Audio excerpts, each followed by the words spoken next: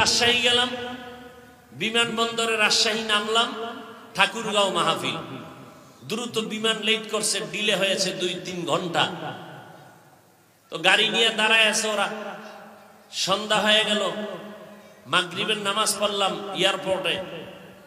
এরপরে গাড়ি তুলবে, একটা যুবক ছেলে এসে জড়ায় ধরবে। আমি বলে দাঁড়াও, বাড়ি কই? অমুক জায়গায়। করো কি? রাজশাহী বিশ্ববিদ্যালয়ে পড়ি, ইসলামী স্টাডিজের উপরে লেখাপড়া করতেছি। তো কি বলো? হুজুর আমাকে মাফ করে দেন। আর তোমার আমি চিনি না, মাফ করে দেন মানে? আমি আপনার বিরুদ্ধে বহু লেখালেখি করেছি, অশ্রাব্য ভাষা ব্যবহার করেছি, আমাকে দয়া করে মাফ করেন। আমি আচ্ছা ঠিক আছে, 5 ওয়াক্ত নামাজ পড়বা, মা বাবার খেদমত করবা, শিক্ষকদের দোয়া নিয়ে চলবা, আর ঢাকা গেলে মাদ্রাসায় আসবা, দেখা করো। কারণ আপনি বলেন আমি তোমাকে মাফ করে দিয়েছি। আমি বলি ঠিক আছে যাও। বলেন না আপনি বলেন। পরে আমি বললাম, এরপর আপনি বলেন আল্লাহ আমাকে মাফ করছেননি, আপনি একটু বলেন আমাকে। খুব নরম ছেলে দেখলাম। পরে আমি বললাম আমার সময় নেই, তুমি ঢাকা আসবা, মাদ্রাসায় আসো। আমি প্রতি মাসের 2য় শুক্রবার মাদ্রাসায় ইসলাহি ইজতেমা হয়, আমি সারা রাত সেখানে থাকি, সব গুজারি হয় সারাটা রাত। তুমি আসবা, দাওয়াত দিলাম, তখন কথা হবে। তো হেদায়েতের মালিক তো আল্লাহ।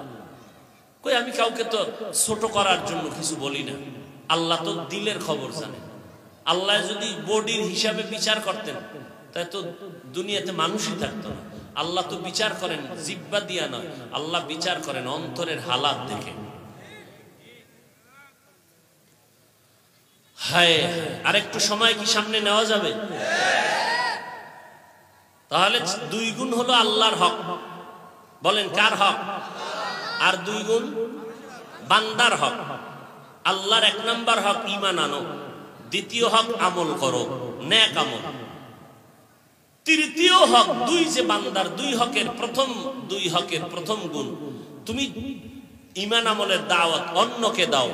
ঈমান আমলের দাওয়াত যারা মানবে না, বিরোধিতা করবে, তাদের বাধা দাও। অন্যকে কারা? আল্লাহ কোরআনের আয়াত পড়েছি, আল্লাহ বলেন ও মুমিনেরা জাহান্নামের আগুন থেকে নিজেকে বাঁচাও। 2য় তোমার দায়িত্ব আহালকে বাঁচাও। মা বাবার আলাসরে সূরা দিয়ে টের পাইতেছেন নি জান্নাত পাওয়া কত সহজ? ও তাবলীগ ওয়ালা ভাই টের পাইতেছেন নি? ও পীর সাহেবের মুরিদ টের পাইতেছেন নি জান্নাত পাওয়া কত সহজ না কঠিন? হিসাব মিলাইয়া দেখেন। 4 গুণওয়ালারা জান্নাত পাবে। 1 নাম্বার গুণ ঈমান, 2য় গুণ হলো নেক আমল।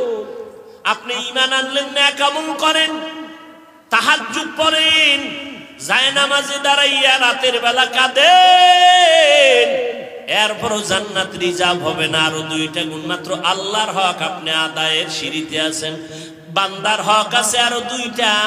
ঈমান আমলের দাওয়াত অন্যকে দাও, যারা ঈমান আমল নিয়ে বিরোধিতা করে তাদের বাধা দাও। এখন অন্য বলতে কে আর দাওয়াত দেওয়ার সিস্টেম কি, এটা 2টা পয়েন্ট। অন্য বলতে কারা? ঈমান আমলের দাওয়াত অন্যকে দাও, ওয়াতাওয়াসাউ বিল হক। অন্য কারা আর দাওয়াতের সিস্টেম কি? নাম্বার 2, ঈমান আমলের বিরুদ্ধাচরণকারীদেরকে ফিরাও, বাধা দাও। বাধা দেওয়ার সিস্টেম কি?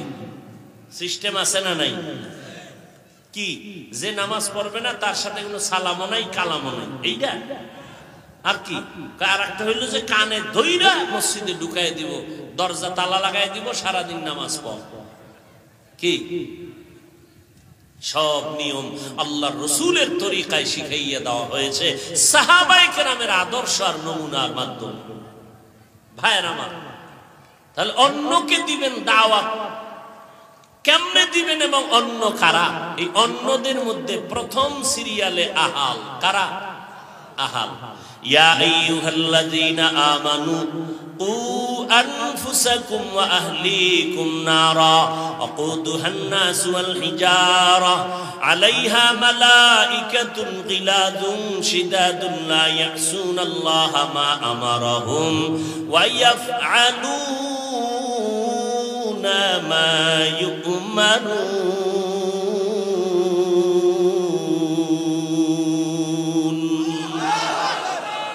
কষ্ট কি আপনাদের বেশি হয় না আমার হয়?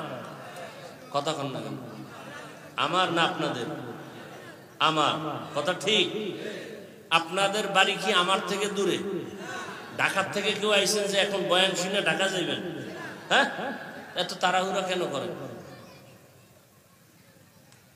হাত দুইটা উঠায় ফেললে কিন্তু আর কানলেও কামাইব না, খালি উঠামু শেষ। আর 1 বছর পরে এই মাঠের অনুমতি দিবেননি, আর আমি আমুনি, বহুত ভেজাল। হাত দুইটা খালি উঠামু শেষ, টাইম শেষ। আলহামদুলিল্লাহ রাব্বিল আলামিন। আমনে কানলেও কামাইব না, কানতে হইবে আতুলে, এমনি কানলে কামাইব। উঠলে আমি মোনাজাত দিয়ে দেব। এটা চালাকি করার জায়গা নাকি? মন চাইলে বসলেন, মন চাইলে উঠে গেলেন। যাত্রার প্যান্ডেল নাকি? সোনা বান্দার গান গাইতে বসছি, টের পান না কিছু? পুলিশে আসামি তৈরি ভিড়ায় কান্দে না, আর ওয়াজের প্যান্ডেলে মানুষ আল্লাহ আল্লাহরা বয়ান করে কান্দতেছে। কিছু মনে হয় না? মনে করতেছেন না?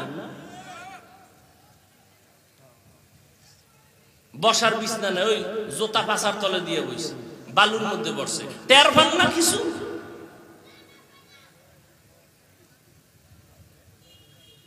আল্লাহ পাক কত দয়াময়। এতগুলো মানুষ যদি আপনাদের ফরিদগঞ্জে বসাই এখন এমপি সাহেব বক্তব্য দিত, কি পরিমাণ তুফান শুরু হয়ে যায়। এরপরে বসার জন্য ভিআইপি জায়গায় স্থান, আসা যাওয়ার আপ ডাউন গাড়ি ভাড়া অগ্রিম, নাস্তা ফাঁকে ফাঁকে নাইলে বাতাসে চেয়ার উড়বে, নিয়ন্ত্রণের জন্য র্যাব পুলিশ বাহিনী, এরপরে না পারলে হিমশিম খাইলে কুত্তা। কথা ঠিক নেই? এখানে আছে কিছু? কিচ্ছু নাই। তো কে নিয়ন্ত্রণ করে? কে নিয়ন্ত্রণ করে?